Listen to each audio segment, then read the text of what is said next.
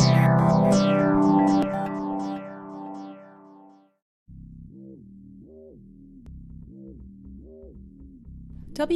plasmids are digested with the restriction endonucleases CEL1 and MLU1, and fragments are purified from a gel. The yeast expression vector is digested with CEL1 to MLU1. WRN fragments are then ligated into the CEL1 to MLU1 sites of the yeast vector. The multi-copy plasmid also contains a TRP1 selectable marker. WRN constructs are transformed into yeast following standard protocols, and transformants are selected on synthetic complete glucose media lacking tryptophan. Individual transformants are then streaked onto synthetic complete glucose media lacking tryptophan, and plates are incubated.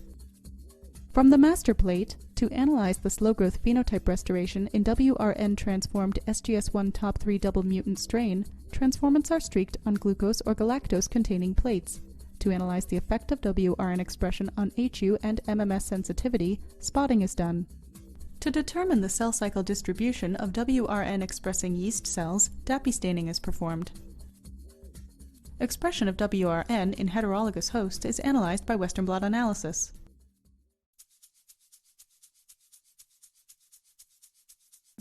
Hi, I'm Robert Brosh from the section on DNA helicases in the Laboratory of Molecular Gerontology at the National Institute on Aging, one of the institutes of the National Institutes of Health. Hi, I'm Monika Aggarwal, also from section on DNA helicases in the Laboratory of Molecular Gerontology at National Institutes on Aging. Understanding the roles of human DNA repair proteins in genetic pathways is a formidable challenge to many researchers.